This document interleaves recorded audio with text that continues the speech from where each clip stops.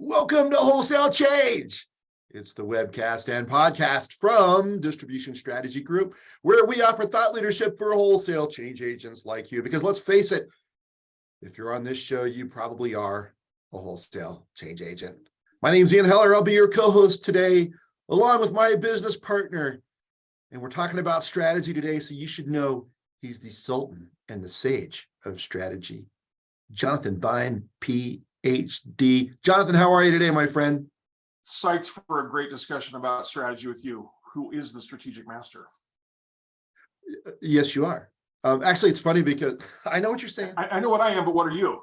Yeah, that's right. Oh, yeah, so is your mother. Yeah. So I was thinking this morning about how, I was like, I think we'll just kind of wing it. We've done this for a long time. We'll keep the conversation organic. And you could like calling me repeatedly last night, this morning, Ian, we really should organize our thoughts. And of course we did, and it's much better as a result. And this just reinforces, Jonathan, that you graduated summa cum laude, and I graduated sum dum claude.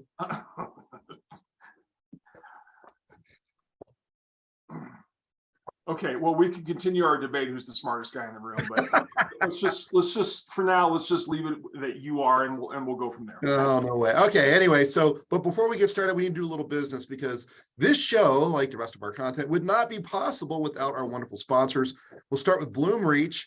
Bloomreach is the leader in AI-driven product discovery. Its site, search, and merchandising technology is empowering some of the world's largest distributors to deliver better personalized experiences to their buyers at scale.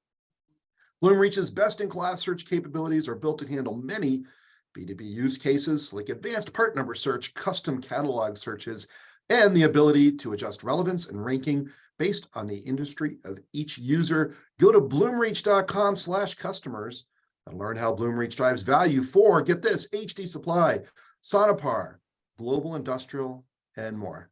Quite a lineup of customers they have. Most distributors would love to be in that class or that size. We also want to thank Epicore. Today's podcast is sponsored by Epicore, a company that has been helping thousands of wholesale distributors integrate all their business functions into one enterprise resource planning, or ERP system, for over 50 years. Because of their deep experience in the distribution business, they get you and your unique distribution challenges. Their ERP solutions were designed with distributors for distributors. That just means their solutions are built specifically with the right functionality for the distribution world. They're ready to use, out of the box, without complex and expensive customizations. It's one of the top reasons new customers tell Epicore they selected Epicore for distribution solutions over others. You can learn more about Epicore at epicore.com/distribution. We also want to thank Epicube, which offers a pricing solution that was created by distributors for distributors. Their success is from taking years of experience across many customers to create the leading profit optimization solution in the distribution industry. Epicube promises each customer 10x ROI, and they've been able to achieve an average of 15x ROI in 2022 while using the Epicube Profit Optimizer. They're ERP agnostic, meaning they're able to integrate with any ERP system. This makes Epicube an exciting addition rather than a tedious process for your team. In addition to their ease of use, they offer concierge services. Their services include weekly hands-on calls with their team of expert pricing managers, and unlike other software companies, they're here to walk you through the entire process. Epicube is here to help you make the best pricing decisions for your company based on customer segmentation and personalization in the pricing optimization process. If you have any questions about how Epicube can help your company achieve 10x ROI, contact their CEO, George Dunham, that's G. Dunham, G-D-U-N-H-A-M, at epicube.com, or visit epicube.com. All right, last but not least, we want to thank Connexium. According to Connexium's new Electrical Distributor State of the Industry report, 75% of electrical distributor decision makers reported that more than half of their company processes are documented manually, despite 100% reporting they have invested in digital transformation and automation for front and back office processes. Over 2 decades, 80% of the top 20 distributors of all kinds, not just electrical, in North America, process orders with Connexium because it is the only platform that leverages proprietary touchless automation technology to remove manual data entry and help you deliver an unparalleled customer experience. To learn more, visit Connexium.com. So thank you so much to all of our sponsors for their support. Without you, we would not have a show. So we really appreciate it. And welcome to all of our guests. We hope you will ask us lots and lots of questions today. And Jonathan, we actually had somebody send questions in advance, which is unusual. That student goes to the head of the class. I know, didn't even need to bring an apple. So we really appreciate that. Yeah. Okay, so ask questions, use the Q&A function. But Jonathan, let's start with, can I ask you a question? Let's go for it. All right. What's the difference between a strategic plan and a budget? Well, that's a really good one. A budget has got numbers, and the strategic plan is a much bigger overarching item that talks Longer about term. what the company is going to do, how it's going to do it, what hill it's going to take, how it's going to take that hill. Yeah, it's research-based, right? It's evidence-based. It's long-term. It's, you know, it's trying to build the company's core competencies. It's not just sort of allocating resources by function for the following year. Right. Well, to put it another way, a budget is almost inherently tactical. It should reflect strategy, right? Right. But it's almost inherently tactical. And I think we've all seen companies who, on an annual basis, will produce a budget, and they call that a plan. Right. But it's not a strategic plan. Yeah, and there's really no context to it, right? I mean, the thing with budgets is they tend to continue momentum for what you've been doing, right? I mean, you may get a new thing or two, but for the most part, it's how much are we going to allocate to the finance department, to the marketing department, to the sales department? And, you know, so if you have big things happening in your industry, like disruptors moving in, new competitors consolidating, you know, I mean, there's not usually a set of formal steps in the budget process to say, what does this mean for us? What do we need to do differently over the next 3 to 5 years to react to this strategic initiative, or this strategic occurrence, this strategic event? And there's also no long-term capabilities building, because to your point, they're year after year after year, right? Right. Now, in our view, a lot of distributors don't do strategic planning, or if they do, they're not great at it, right? They're not great at innovation and building new capabilities. Why do you think that is? I think the historic grandfather's business, grandparents' business has been an execution play. So if I want to compete well in my service area, local, regional, national, international, I have to be really, really good at execution. And so I think distributors have gotten superb at execution. And when they wake up in the morning, the first word out of their mouth is not strategy. Mm-hmm. They're not inherently strategic beasts. There's some things where the strategy is really hard and the execution's easy. Right. And distribution has historically been one where the execution is the hard part. The strategy has been relatively easier. But for a number of reasons, which you're going to state, it's not your grandfather's business anymore, because why? And why do we now have to do strategy? Yeah, I agree with everything you said. I think, you know, you could be a great distributor leader and just be a great operator, right? And that's not easy. I mean, it's really hard to be a good operator. But if you could, you know, run a sales force, manage branches, deliver good service, manage your working capital well, price effectively, then you could be a successful distributor CEO. And that is a very small group of people who could do that well. So I'm not minimizing that challenge. Agreed. But the industry's never really gone through disruption. Yeah. I mean, we've never had, you know, a Home Depot intruding the way it is now. I mean, Home Depot's probably more B2B than it is consumer now. It's probably the world's largest distributor. It's a real threat to electrical distributors and some others, building materials distributors. And then you've got Amazon and Amazon Business and all these other marketplaces that come from tech companies from outside the sector. I mean, they're really changing the game. And they're bringing new capabilities. And your annual budget process that talks about how you're going to fund your sales reps in your branches in your product and your buyers is not going to be sufficient to make your organization adapt to those new realities. Right. So being a tactician is not good enough anymore. And not that it was hard, but now it's even harder. That's right. Now, I do think that, and we've talked about this before, very often you get a pair of leaders with complementary skills that wind up being very effective. I mean, you can think about Bernie Marcus and Arthur Blank at Home Depot, or Steve Ballmer and Bill Gates at Microsoft, or Johnny Ive and Steve Jobs at Apple. There's all these situations where you had one person who was an exceptionally good operator and the other one was an exceptionally good visionary. And together, Southwest Airlines is probably the best example of that. So I don't think that you necessarily have to have it all in one person, but you have to have now, at least, at most probably, and at least a pair of people at the top, one of whom is a visionary and a strategist, and another one who's really a hardcore operator. I think that's probably the best way to do it. But in any case, you need a process, which is what we're going to talk about today, right? Yes. Now, so, I mean, you've done a lot of this, and I have done a lot of this too. I mean, how big are the strategy teams that you see, that you think are effective? I know it varies based on the company size, but I mean, my view is it's not 5 people. Yeah, I think whether it's at the business unit level, so companies may have more than one business unit, or at the entire company level, if the entire company is the business unit, you want to get enough people involved that this doesn't just get thrown over the wall, that you don't finish the strategy, toss it over the wall to the next level down in the organization.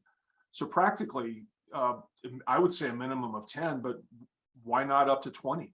Or even a little bit more if you could. And you want representation across all your functions: sales, marketing, finance, ops, warehouse, right? And HR. And that means probably C-level and VP level, and possibly a couple people from a level down below the VP level, to make up that number of 20. Yeah, I think there's a couple of reasons for that. One is, if you do the process right, there's a lot of work to do, right? Yeah. I mean, this is not just sitting around pontificating. When we go through a process, and we'll describe our process here shortly, but I mean, we're crunching a whole bunch of data and conducting a lot of research and, getting inputs from, suppliers, customers, employees, and looking at competitors. And we generate a huge amount of information and data. It takes a lot of people to sort through that. I mean, you want to share the load.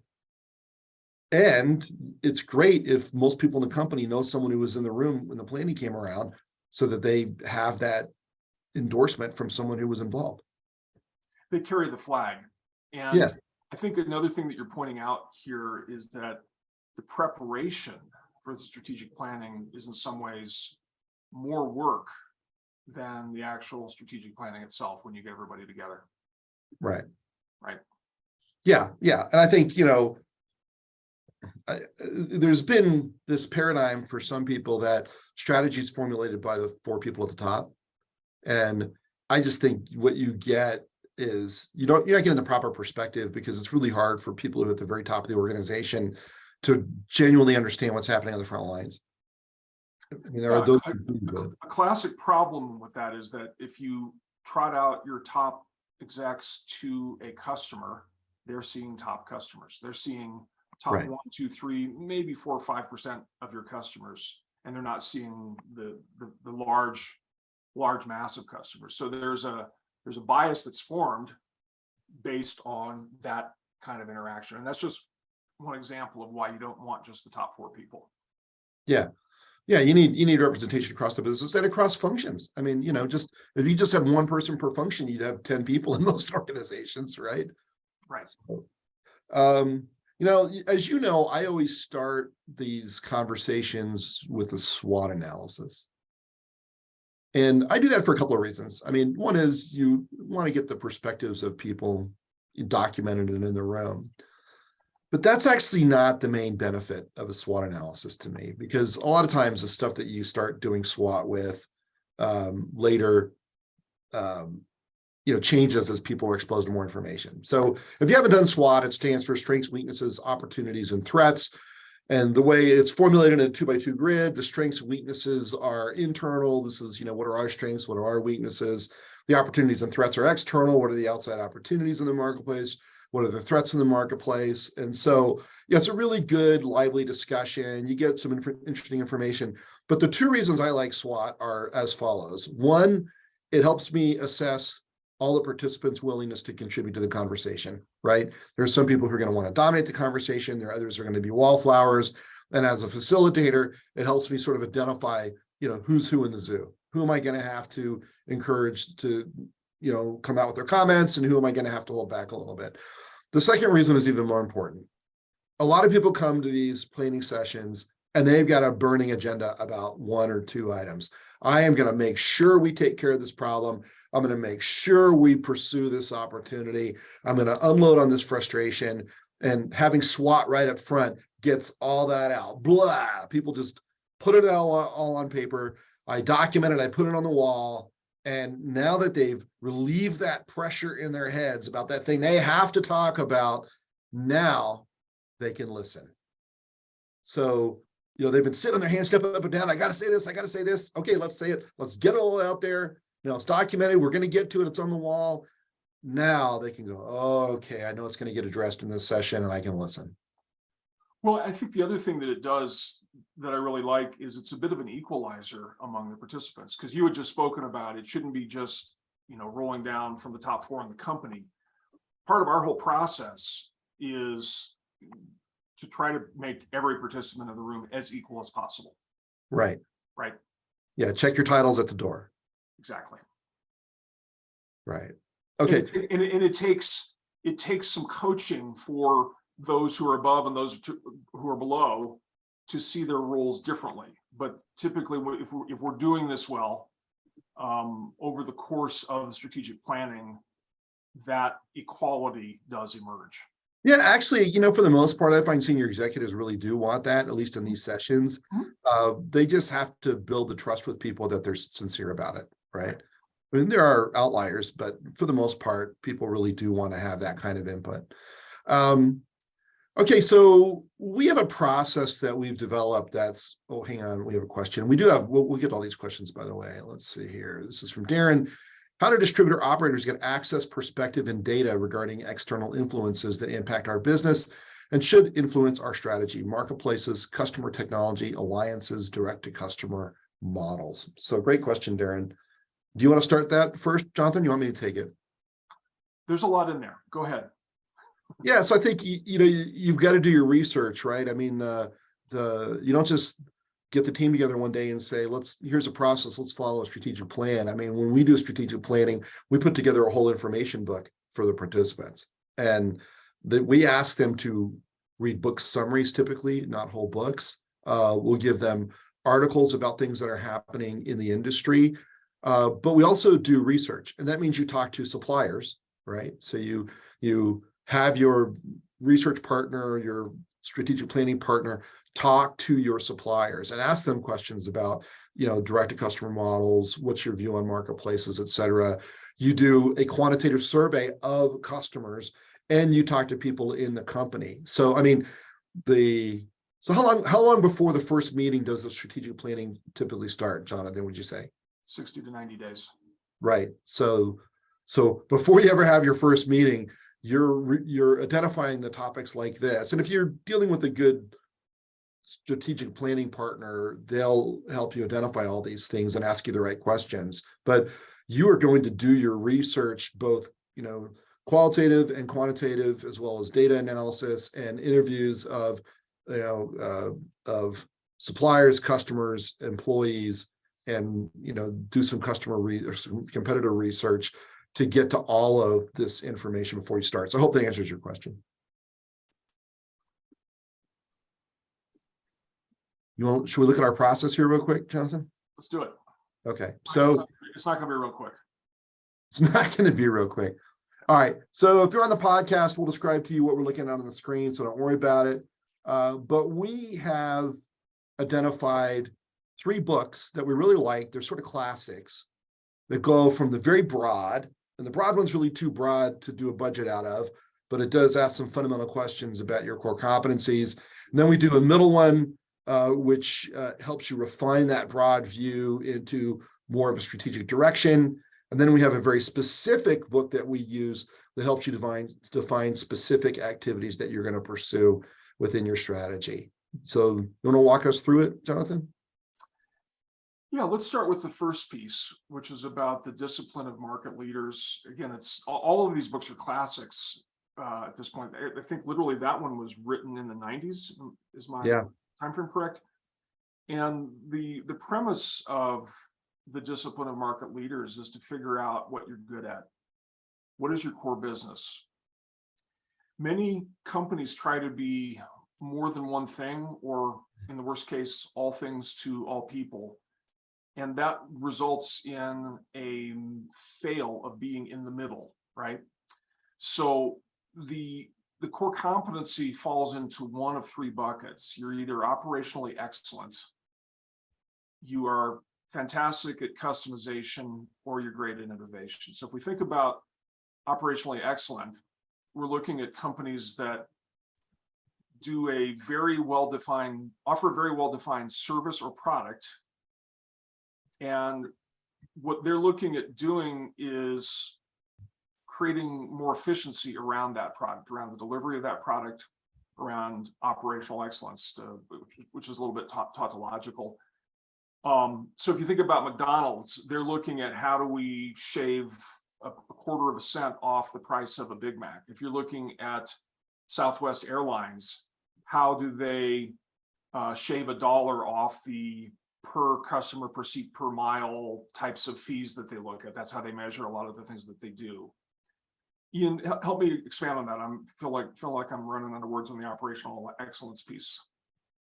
Yeah, I mean, it's really efficient. It's an efficiency play, right? Efficiency.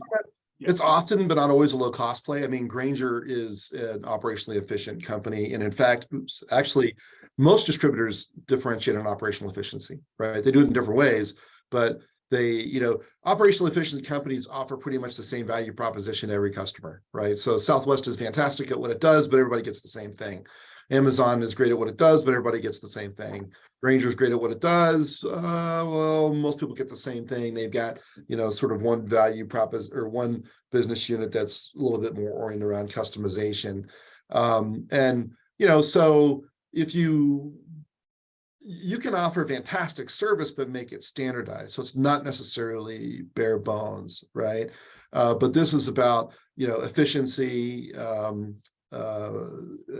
Operational excellence is about efficiency.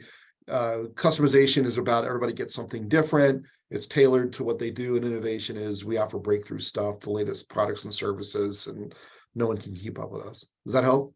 That's great. Yeah. So let's build out innovation and customization a little bit more. So innovation is typically about product excellence. If we were to think about a classic example, we would think about Apple. It's all about building the best product in the market, and their market valuation, market cap reflects that. There are other companies that focus significantly on innovation in the product dimension. It could be a service dimension as well. Sure. But it's typically a product dimension, and therefore a little bit less relevant for distributors. And then the third one listed second here is customization. And that's where distributors are providing some form of customization of what they do. It could be in the form of a core capability or a value-added service for their customers. The tension for most distributors is going to be in this operational excellence customization dimension. Right. As we step through the strategic process, it's really trying to figure out what is the balance of operational excellence versus customization. A lot of companies, through probably lack of foresight or perhaps lack of strategic planning, end up doing more customization than they want to be doing. So again, that's where the tension ends up in those two in the strategic planning process. But once you know where the emphasis is, once you know how much our emphasis is on operational excellence versus customization, you're at much greater liberty, and you can send a clear signal both to your organization and to customers. Yeah, it's funny because when we do this exercise, we have this little triangle and people have to allocate 10 points. We usually break, like, if you got 20 people, you're breaking them up into 4 groups of 5. And the 4 groups of 5 go off and they allocate the 10 points between those 3 dimensions. And when those groups come back, they're all over the place, right? So you've got, literally mirror images of each other in terms of people disagreeing with how the company should differentiate on operational excellence versus customization and even innovation. And then by the time we're finished with the exercise, there's almost always just complete alignment. People get it. Oh, I get it. We really do need to, now that I understand it, I really believe in a focus on operational excellence. And, or just to use an example, and this is an extraordinarily important exercise because if you don't do this, so for example, if you wind up focusing on operational excellence, it gives you a different filter to evaluate everybody's requested strategic initiatives through, because the first filter is does this really contribute to us being an operationally excellent company? And if the answer is no, then you deprioritize that initiative if indeed that's how you're differentiating. So it's really an important exercise and it affects the rest of the discussion. Is why we do it first. We do have a comment. We had a suggestion actually from Jerry. Actually, I've known Jerry for like 30 years, but I don't think we've talked in 25. But Jerry, it's great to hear from you. And he asked the question. He said, totally agree with the importance of SWOT analysis. And moreover, using it as a starting point, is there any value to doing a SWOT through the eyes of your competitor? For example, what does Home Depot think their SWOT looks like? I think that's a great idea, Jonathan. I've never heard of that before. Have you? Not in that form. I think a related idea would be doing a Porter 5 forces analysis. Yeah. Okay. Where you're looking at it, which is really forcing you to look at it from that objective perspective. Right. Yeah, and I've done a standing in the future exercise, but standing in your competitor's SWOT exercise, I think is a great idea. And here's another one. Jim has said, I absolutely agree with the notion that preparation and data gathering is an essential precursor to the actual planning meeting. A great quote, I think, from Bobby Knight is, the will to win is not nearly as important as the will to prepare to win. Have you heard that before from Bobby Knight? I haven't, and I went to Indiana University too, and I have the same barber that he did. Did you really? Yes, Kenny the barber, $5. Okay. Did Kenny the barber think it was important to prepare to win? I don't want to opine on that. Yeah, that I love that though. I think that's exactly right. It's like you can't fake preparation, right? You either prepare or you don't. Okay, so you go through the discipline of market leaders. You have this clarifying discussion on what kind of company are we, because we used to start with good to great, okay, which we're going to get to next. We like good to great, but the problem is we kept getting wrapped up in the details around, well, what's the context here? What kind of company are we? I mean, are we a Nordstrom's where everybody gets custom service when they walk in, or are we a Target where it's all the same? Because you have to know that before you can make decisions about where to take your value proposition, right? Correct. I'm going to make a little bit of a broad brush statement here. Okay. In terms of the size of the company and the core competency. Yep. Broadly, not always, larger companies tend to have the advantage on operational excellence, operational efficiency. Yep. Broadly, not always, smaller companies have the advantage on customization. And in distribution, that's how they win, right? You've got some local distributor. It's, Bob's MRO, and Bob will do anything for the local Ford plant, right? Source the products for the employee picnic to run in the middle of the night and replenish the bins to keep the production lines going. They just offer this level of customization that's really hard for big companies to match, but they are rarely the biggest supplier because they just don't have the operational excellence to achieve the consistency of service and the price points, right? Correct. I think and a lot of distributors want to believe that the customization is equal to customer service. And this is a fallacy that you've pointed out numerous times on this exercise. Customization is not equal customer service. As you mentioned, Southwest and McDonald's have superb customer service. It's just very standardized. Right. So, I remember working with one very small company. They weren't that small. They were about 40 or 50 million. They thought their their advantage was customization. Turns out they could make money on a $35 order. I would say their advantage was operational excellence. Yeah. I got a couple other contributions. So Mike says another add-on to SWOT would be to do a SOAR plan: strengths, opportunities, aspirations, and targeted results. Beautiful. So yeah, I like that. So you're taking your observations about SWOT and turning it into really goals and results you're shooting for. And Jerry has another quote. This one from John Harvey Jones. The quote is, "Planning is an unnatural process. It is much more fun to do something. The nicest thing about not planning is that failure comes as a complete surprise, rather than being preceded by a period of worry and depression." That's great. Yes, if you don't plan, you don't see it coming, and you're not surprised, and so you're you don't worry about it. That's great. Okay, great. You want to? Mike's comment is a great feed-in, the SOAR analysis to the good to great and the hedgehog. So maybe let's go into that now. Okay. Oh yeah, I got one more though. Ron Paulson said, one of the biggest aspects of the strategy is how the strategy is communicated, coming from the CEO leadership team and everyone buying into and communicating the strategy. If that does not occur, what happens is a breakdown that leads to confusion and a lack of focus for the company and the customers. Yeah, that's exactly right. I mean, look, all of these, big initiatives share this incredible need for employee communication, whether it's strategy or implementing an ERP, right? And if you don't have that implementation plan and that communication plan down, they're all going to fail. Doesn't matter how good they are. Sorry, Jonathan, over to you. Well, so let's talk about good to great, and back to you. Okay, so good to great's got this hedgehog model, and it asks you for the answer to three questions. What are we passionate about doing? What can we consistently do better than anyone else? And what key measurement drives our success? And that key measurement is not a financial one. It tends to be an operating metric like, unique customers per month or something like that.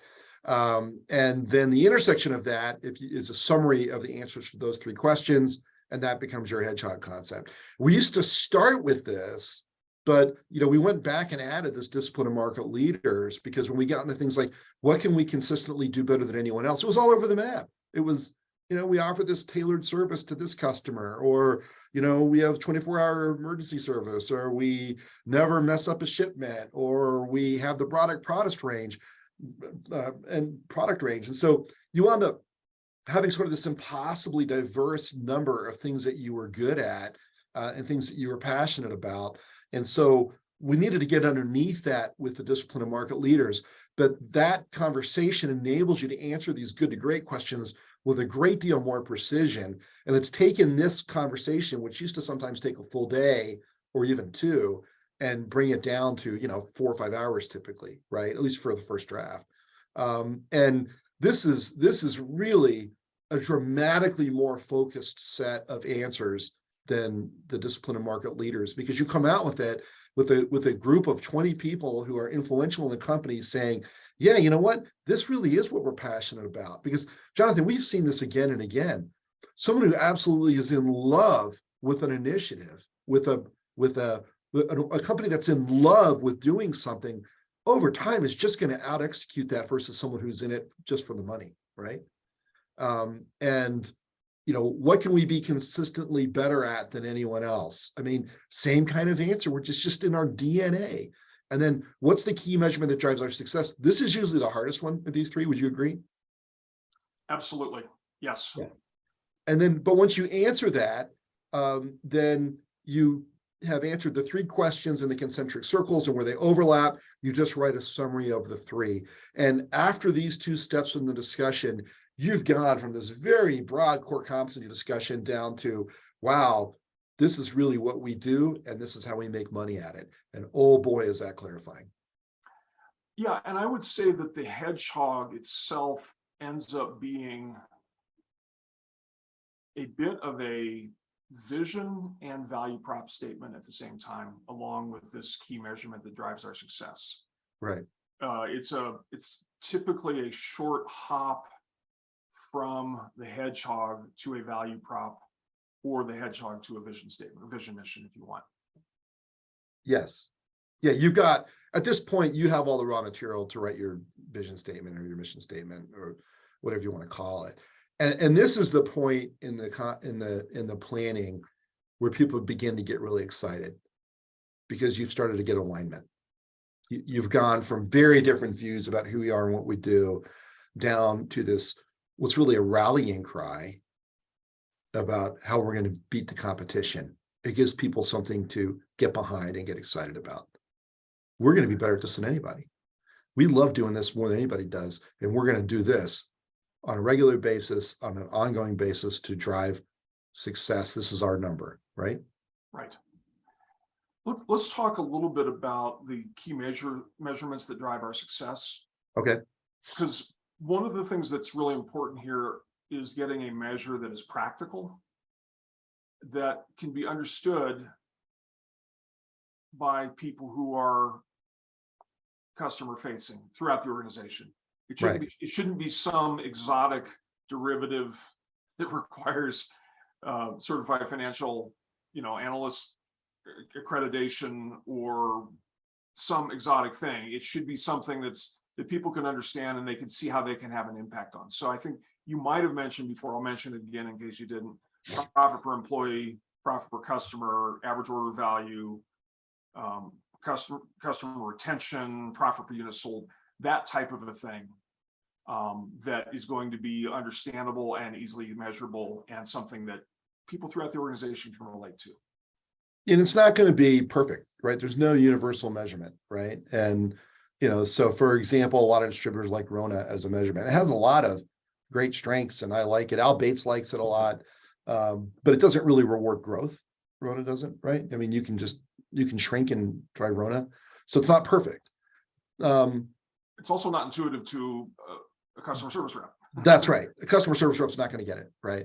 However, something like number of unique customers buying per month, if that's going up regularly, if the whole company's obsessed with retaining customers and acquiring new ones, that's something like that, also not perfect, but everybody knows what to do about it. I mean, when I was at Whitecap, we really focused a lot on this and the whole organization sort of rallied around, hey, we're going to have a tractor beam around our company. And when people get close, we're going to draw them in and sell something to them. And if they stop buying, we're going to go get them, and so that this mindset really drives a healthy view of the marketplace. And you almost get this swagger around how, hey, nobody gets away from us. We're going to sell them all. And people can act on that. I can, as I'm walking around, if I see a contractor truck and I don't think they buy from us, I can take a picture, send it to the branch manager or the sales rep or the marketing department, if you have a good marketing department, and say, let's go get this customer, right? People can act on it. So, there are a lot of different, key measurements, but I think that's an example of one that everybody can act on. Correct. Okay, shall we move on? Let's do it. Okay, so the other weakness of good to great, which we found, is that it doesn't give you an output specific enough to bolt into your budget process. And the output from the strategic plan has to be a series of carefully selected initiatives that reinforce your strategy, that are high leverage, that make a difference in the business, but you can actually plan budgets around, right? So, and I want to get to, let's see, we had 3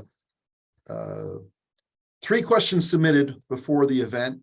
And this one of them was, how many people or what positions in a company should be involved in the development of a strategic plan? We covered that.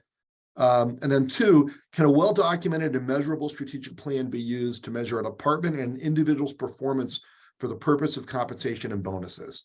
Okay, so can you use the strategic plan to measure departmental or individual performance? And the answer is yes, once the initiatives that are derived from the plan are approved, because those initiatives are going to go into the budget process. Because what we've seen, and from Profit from the Core, we won't go too deep into it, but we take that hedgehog out of good to great, we put it right in the middle of a page on Profit from the Core, and then we do adjacency strategy. What are all the different ways you can grow this distribution company, which typically are geographies, product line expansion, new channels, segments, services, Yes, segment, right. And then for each one of those, we brainstorm, okay, here's our hedgehog. Here are the ways distributors normally grow. What are the initiatives along each branch of the tree? You just named most of them, Jonathan, that will drive that growth. And then we prioritize them. So we use multivoting to do that. And at the end of the day, you wind up with what, half a dozen? Per year. Per year, right. And the important thing here is not just what you say yes to, it's what you say no to. Because you've become clear now on what you're not going to do. And that's just as valuable a part of strategic planning as deciding what you are going to do, right? Yes, we've all heard that maxim, that strategic planning is about what you're not going to do. Right. And then to Marcia's question, who submitted these three, I read two of them. Those initiatives are what you measure departmental performance on. So for example, if one of your initiatives is, growing your customer base from 1,000 to 2,000 customers, just to make up a number, then you have assignments for different organizations, sales, customer service, marketing, for example, for those three. And they each have specific goals about the actions they're supposed to take and the outcomes they're supposed to achieve to drive up that customer count. Does that make sense? And there's a bit of a mini financial there, right? So what is the financial contribution going to be? What are the costs? What is the contribution margin of that particular initiative? That's right. And these initiatives all have to have a financial case. In fact, we always include not just the CFO in these sessions, but also a financial analyst who's completely steeped in the conversation. And that person is helping us understand the financial implications of these initiatives as the teams are formulating them. Because these initiatives are coming from the 20-person planning team. They're vetting through them on a standardized form that we give them. And then they are being given a financial sort of order of merit. It's not too detailed. So that when we compare them to each other, we can understand the financial implications, cost and return, and risk for each initiative as we compare them against each other before we multi-vote, right? Yes. I think this is one of the most surprising ones, because when you start to look at the different branches in the adjacency strategy, I'll mention them again: new geography, new channel, new segment, new service, new product, new value chain steps. Actually, we didn't talk about that one. You could decide to forward integrate. If you're an HVAC distributor, you might start to do some of what your contractors do. Think carefully. Or you might decide to backward integrate towards what your manufacturers do, perhaps in the private label, right? Private label, right? Right. So each of these branches is very rich, and they are often uninspected, or they're not thoroughly inspected as a potential for growth. And when you get them on a page, a lot more potential for your business opens up. And you see they're all in competition for the same scarce resource pool. Exactly. Right. Opening up these 3 new branches versus adding these 2 new product lines versus expanding this value added service. First of all, you can compare them against your hedgehog concept, which is in the middle, and get some context to help you rate them. But you can also see, you know what? We only have so many people. We only have so much money. And even though we think these are done by different people, a lot of the same people are involved, and we can't do them all, so we're going to prioritize them. Now, the third question Marsh asked is, what would be the hardest or most difficult phase?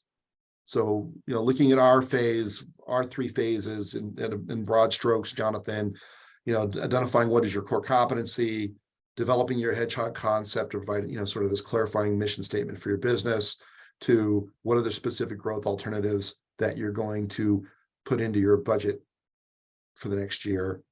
What do you think is the hardest phase? And we haven't discussed this, so this is organic. Yeah. I think in a sense, the third phase is the hardest, particularly the first time somebody does this. Yeah. Because the initiatives tend to look more tactical than strategic, because people don't have yet their strategic chops developed. It's something that you develop as an organization over time. So what I've seen from the few times that we've done this, Ian, is that the first year version of this, the initiatives tend to look more tactical than strategic. Yeah, I mean, I think, everyone's got their own emotions, right? And so I do think there's some emotion involved. One of the things I like about this process is that it tends to weed out quite a bit of that emotion. So by the time you get to picking strategic alternatives, people see their pet projects in a new light. But I tend to agree with you. I think this is probably the hardest, but it's also the reason we spend the most time on it. And there's a lot of rigor and work that goes into. You can't just say I'm for this initiative. You have to write it up. And you have to work with a financial analyst, and you have to then get up in front of the group and sell it, right? And so if you are really passionate about it and you've done your homework and you understand the alternatives and you make a great case for it, and the finances, the financials agree, then you have a good chance of getting through this phase with your project. But the other thing that often happens is we find that there are different versions of the same project that come through with different language, and we're able to combine them at this step. Correct. Yes. So you wind up with people realizing that I thought I was at odds with this other person, but actually we're working on something that it's the two of our things combined, that it's a bigger initiative. Well, and also the beauty of this is that it may turn out that it doesn't make this year's priorities, but it makes next year's, or perhaps the following year priorities. And that's part of what we do is we timeline. The prioritization is not an order of merit only. It's also a B, C. And, basically the notion is the A's make the cut for this year. The B's we plan for next year, although they're not entitled. We're going to go through the process again and see how they come out. And then the C's are for some subsequent year. But this gets me to another thing, which is you have to do this every year. Absolutely. It's got to be an annual process, and you'll get better at it every year you do it. Right. Right. By year two, people show up, they know what the steps are. They're much more fluid, or fluent, I should say. They're more fluent in this whole process. Right. It ends up being a richer discussion. Right. So our good friend Jason is asking, how do companies that are lacking in areas which are viewed as mission critical for the future, for example, e-commerce, get good at that thing? If companies that are digitally immature only focus on what they're good at, how do they get over the hump? Well, I think this gets to the heart of what's different between a budget and a strategy, right? So if you're not good at e-commerce, it's going to come out, and you need to be. It's going to come out as you do your research. You're going to find it with customers. You're going to find that input from suppliers. You're going to see it in your competitors, right? And you're going to identify that as a priority in your strategic planning process. So in a budget, you may not pick that up. In the strategic planning process, you absolutely will. Is that fair? It is. And I would also say that there ends up being a strategy around e-commerce, right? You have a strategy for e-commerce. You have a strategy for what we're going to do with marketplaces. Now, a number of these things will end up having their own strategies as well, which can be material initiatives in and of themselves, right? Right. All right. Anything else you want to cover on strategic planning, Jonathan? We're going to do our top tips now, right? Okay. Yeah, that's fine. We can do that's right. We did all right. So let's see here. All right. Our 10 tips for distribution strategic planning. You want to do these alternate? You want to alternate? Go ahead. All right. 1, do your research. Talk to customers, suppliers, employees, and look at competitors. 2nd, analyze your data. Don't speculate on something that you can actually know. If it's a knowable question, don't speculate. Get the data, get the evidence. And we've seen a lot of groups who lacked alignment resolve a lot of that just because they did the proper data analysis for the first time, right? Right. 3, make your planning team big, like 10 to 20 people to get buy-in. I think we covered that.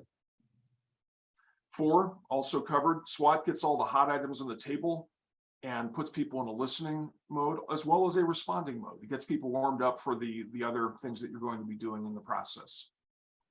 5, get a facilitator. You can't facilitate and participate. And this isn't just a cry for business from us. We hardly do any of this anymore, maybe a couple a year. But you can't have the CEO facilitate the session and provide input along the way. Those two roles really need to be distinct. Absolutely. Yeah, and it goes back to that equalizer idea that if the CEO is the facilitator, they're suddenly less equal than others in the room, and that's a fail. Right. 6, use a proven process. We've outlined some ideas that we like in our process, and some others have been suggested from our audience here. Great suggestions, but make sure you're using a proven process. Don't wing it on your strategic planning. Yeah, and define it and educate people up front on what's coming. Get them to prepare for the process. We should have added that. 7, come up with a small number of strategic initiatives, err on the side of focus versus diffusion. Make them big, make them high leverage, but make them small in number, and learn to say no. Number 8, the strategic plan output has to feed into the budgeting process. If you don't do this, you're going to have a peak experience with everybody high-fiving, and you'll walk away and nothing will happen.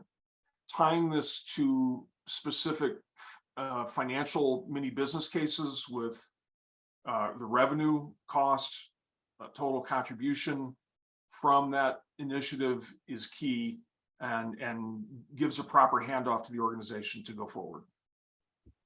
9, the first time is the hardest. I mean, you still get a lot of good work done, but if you do this year over year over year, you're going to get great at it, and your plans will get better and better. And then 10, strategy is an acquired skill, not an innate one. What I would also add to this is that when we do this exercise, there's often people that come out of the organization that they didn't know they had who are better at strategy than anybody knew. Right. It might be somebody further down in the organization who's just really good at this, and you identify stars in the process when you do this. Yeah, because in their daily roles, you've never asked them. That's right. They've never had a chance to participate. You put them in this group, and suddenly you're like, holy cow, this person really has some useful thoughts around our strategy. Okay, so a couple of upcoming programs we want to fill you in about. On October 19th, Jonathan and I will be doing marketplace strategies for distributors. Believe me, what we're going to say about marketplaces and how we think about marketplaces, you've not heard elsewhere. That's brought to you by Nautical Commerce and Zorro.com. So thank you very much to those two companies for their support. October 20th, the Discerning Distributor webcast and podcast will be back with Alex Chalsofsky. Talk about a hot button topic. It's attracting and retaining top talent. Alex will be joined by 2 people from Think Why and Labor IQ. First is Mallory Vachon. She's a Ph.D. and a senior economist. The other one is Jay Denton, who's their chief analytics officer. If you care about attracting and retaining top talent, don't miss out on the Discerning Distributor. For all of these events, you can go to distributionstrategy.com and click on events. They're all in there, and they're all free. Jonathan, my friend, as always, it's been absolutely wonderful working with you. It's just a blast. It gets better every time. It sure does. All right, everyone. Thanks for attending. Good business to you. If you have any questions we didn't get to, please send us an email. We'll be happy to send the slide that we used or any other information. And until then, hope your business goes well and that you stay safe and healthy. Bye now.